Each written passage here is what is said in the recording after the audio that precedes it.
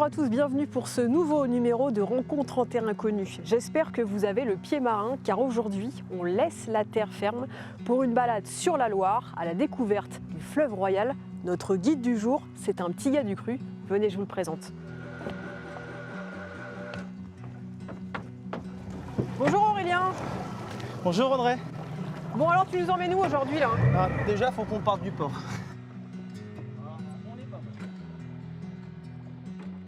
Voilà. Donc, C'est ça nous, aussi la beauté du fleuve, c'est que c'est un fleuve sauvage.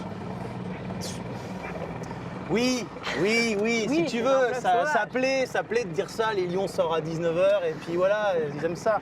Non, on est sur un fleuve dit naturel avec un débit torrentiel et un débit irrégulier. C'est vraiment les mots qui la caractérisent. Là, on est parti de Chaumont-sur-Loire, on voit encore le château qui est derrière. On descend tranquillement, je sais pas, peut-être sur Maune, voilà, 5, 6, 7 km, je sais pas. Et T'as vu, on s'est équipé, on a mis notre petite marinière. Ouais, moi, ouais, Antoine, je vois ça. Tout ça, on est équipé quoi. c'est pas mal, j'ai vu pire déjà. C'est vrai? J'ai vu mieux, je sais Bon, pas, ça dépend. Il a de l'humour, ça commence fort, ça commence très fort. Bon, j'ai dit tout à l'heure que tu étais un petit gars du cru, j'ai Ouais. pas menti. Je suis là, je suis du coin, ouais. Bah ouais, je suis du coin parce que attaché à mes racines, quoi. Voilà, la Loire, c'est un univers que j'ai connu très tôt avec mes parents. T'allais pêcher le goujon? Ouais, c'est ça. Alors une technique de pêche qui est très estivale, hein, que le papa apprend à son fils. Ça a été un facteur de circonstance qui a fait qu'arrivé à 34 ans, ouais, l'envie de prendre son envol et puis de goûter un petit peu à l'entrepreneuriat parce que c'est une autre vision, d'avoir des responsabilités, d'envisager d'avoir des salariés. Enfin, il y a plein de choses comme ça. On commence par un bateau, peut-être deux et sûrement deux ou trois. Voilà. Enfin, donc il y a toutes ces idées d'avoir voilà, tout ce qui est l'aspect comptabilité, l'aspect financier, l'aspect communication, l'aspect mécanique, l'aspect menuiserie. Enfin, c'est toutes ces choses-là que je voulais vraiment gérer seul. Et puis aussi d'avoir aussi cette petite touche de jeunesse sur le fleuve que beaucoup de pros du tourisme demandent, quoi. Donc il y a une réelle demande, on va être là pour y répondre. Donc t'es pas encore un vieux loup de mer, ou un vieux loup de fleuve. Moi je dis un jeune coq de Loire. Un jeune coq de Loire, ça me va très bien ça comme expression, c'est parfait. Bon, Moi j'ai appris avec la personne qui a créé l'association juste à côté là, l'association Millard à Breton. Et c'est vrai que j'ai été 5 ans avec le fondateur. J'ai commencé en 2010 mon métier. Et c'est vrai que ça a été une relation fusionnelle et c'est lui qui m'a vraiment montré l'idée du métier, la petite chose technique ou visuelle qu'il fallait voir. C'était tout ça qui était intéressant et que maintenant je mets en application, quoi. Voilà. c'est dur de naviguer sur la Loire, il y a des petits trucs quand même auxquels il faut faire Tout le attention. monde peut le faire. Je suis sûr que tout le monde peut le faire. Après, faut aimer vivre un peu dangereusement. Parce qu'on casse beaucoup de matériel. Et là, ce bateau-là, il transportait des choses particulières avant ou pas Bah, on est dans la suite des mêmes qui naviguaient sur le fleuve, qui avaient ce D'accord. rôle de transport de marchandises. C'était quoi, du muscadet, de la nourriture, des épices Alors, il y avait des choses qui montaient et des choses qui descendaient. Mhm. Il y avait principalement le vin qui montait ou qui descendait en fonction de sa noblesse. Voilà. Le sel de l'estuaire qui remontait parce qu'il y a 500 ans, le sel était le seul moyen de conserver les aliments. Mhm. Donc il y a encore des vestiges dans Chaumont-sur-Loire. Il y a encore les poulies Ouais. en haut des lucarnes parce qu'on montait le sel dans les greniers. Le bois descendait, le charbon descendait, les pierres de l'Allier descendaient aussi. On était vraiment sur une voie de circulation. D'accord. Toute la richesse du pays passait sur le fleuve à la Renaissance. Il faudrait même que je te fasse déguster une plante. Ah, mais alors là, quand Si tu je la veux- trouve, parce qu'il y en a tellement, et là tout est en train de pousser. Et avec les c'est petites ton gelées défi dessus. du jour. Si c'est que ça va.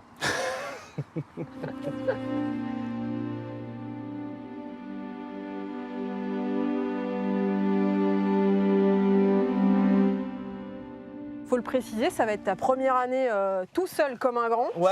T'as mis un peu de place, tu peux accueillir combien de personnes là? Donc là, c'est quand même une norme qui est quand même. L'idée, c'est de ne pas emmener trop de monde non plus. La Loire, c'est quand même c'est un peu un privilège. Pas Donc, pour être agglutiné, pour voilà. pouvoir se retourner on tranquillement, n'est pas voir dans en le face. métro. On n'est pas dans le métro, on n'est pas touche-touche. Nous, ce qu'on veut, c'est de l'espace, surtout avec ce Covid. Voilà. Donc l'idée, c'est que là, il y a beaucoup d'espace sur le bateau, 12 mètres de long, 3 mètres de large. On est sur un bateau qui fait 35-36 mètres carrés. C'est D'accord. quand même pas rien. On a une belle banquette pour que les gens puissent dormir après un bon pique-nique. C'est vrai? Les gens s'assoient, soit ils bouquinent, soit Super. sur la phase de retour. Quand il n'y a pas d'eau en été, il faut être très concentré. Moi, je suis pilote et il faut être très concentré. Donc les gens, ils ont tellement bien mangé. Ils se détendent. Donc il y en a qui mettent les pieds dans l'eau, d'autres qui bouquinent, d'autres qui bronzent. C'est assez fun. Mais tu m'as menti, il y a quand même de l'eau dans ce bateau-là. Ah ben oui, mais au contraire, dis-toi que tu es sur une grande éponge. Et donc là, on est vraiment au cœur du bateau et à sa construction. Ouais. Donc avec des grandes courbes et des grands, donc la courbe et le rable qui sont en chaîne. Toutes les grandes planches qu'on appelle les bordées et le fond qu'on appelle la sole sont en Douglas. D'accord. Pas un Douglas.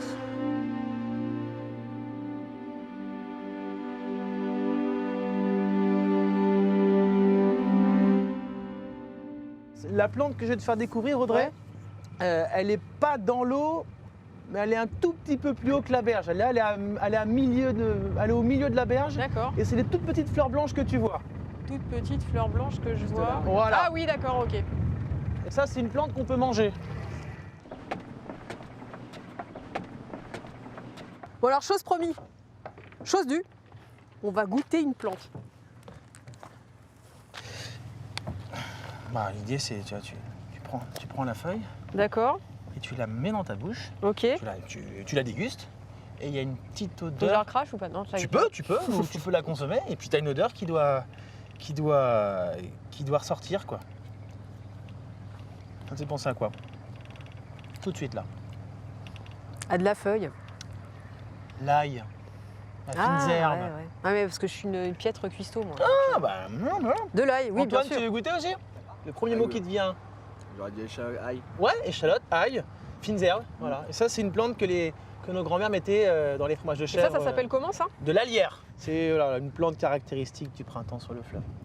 Bon, Jérémy, on te laisse sur la berge, salut hein. On repasse demain?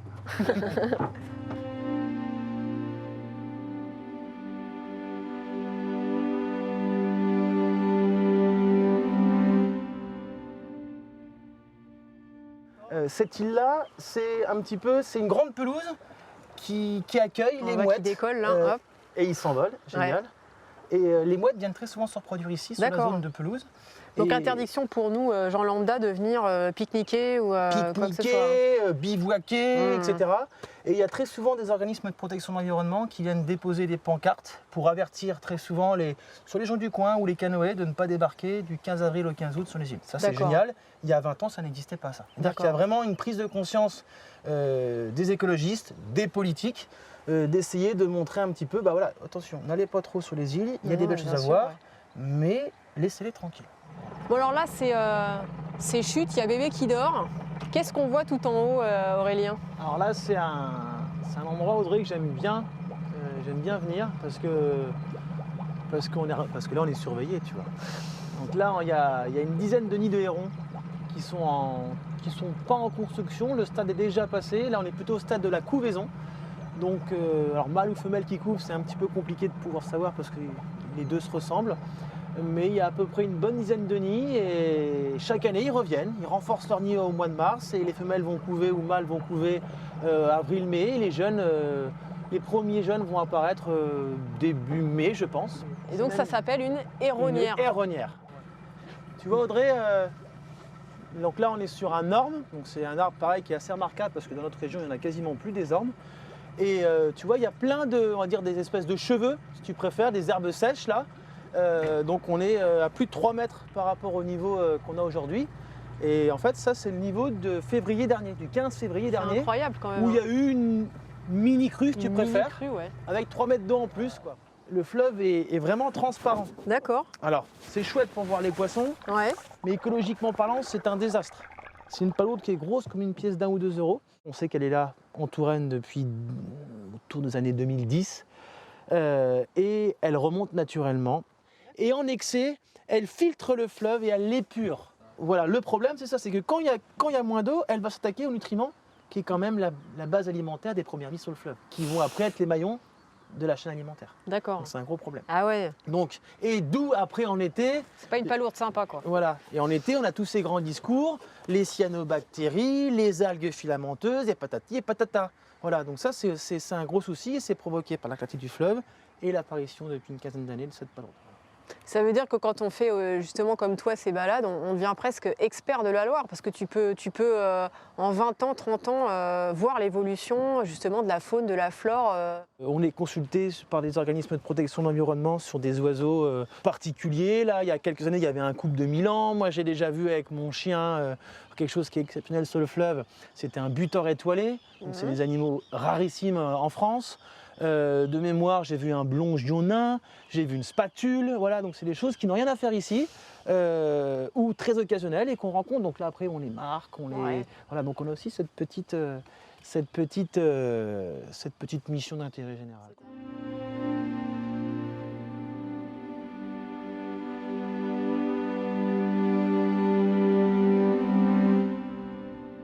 La petite branche qui est sur nous là.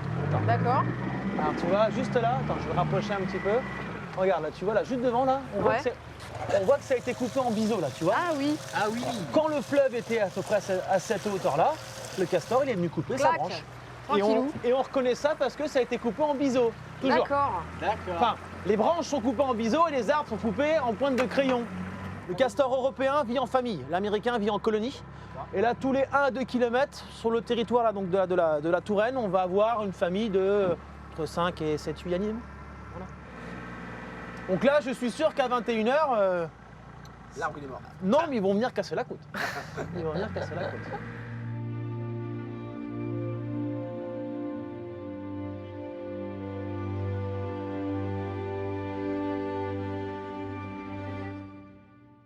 Bon, on arrive à la fin de cette balade si apaisante. Combien de balades est-ce que tu proposes là pour les mois qui vont arriver? Un petit peu, il faut quand même des choses un petit peu bien cadrées pour qu'on puisse emmener les gens sur le fleuve. Donc des balades qui vont s'étaler avec des balades collectives d'1h30, 2h30, 2h pour la balade pique-nique du midi. Voilà. Donc plutôt la balade d'1h30 en journée, 2h30 pour la balade le soir, où les gens amènent leur glacière. C'est un petit peu ça. C'est ça, parce qu'il y a un petit plus. On est un peu déçus, on s'attendait à avoir le petit rosé, etc. Il y a une dégustation qui va avec certaines balades. Chaque chose en son temps. Voilà, chaque chose en son temps. Voilà. C'est-à-dire que sur les balades collectives, ce sont très souvent les gens qui amènent leur pique-nique pour avoir une ambiance un petit peu plus champêtre. Et après, quand les gens veulent se privatiser le bateau, là, dans ce cas-là, on crée un programme avec eux, soit par mail, soit par téléphone, et on peut faire intervenir un éleveur de vin, un œnologue, voilà, les pêcheurs professionnels, voilà, qui eux aussi vont participer au dynamisme de la balade.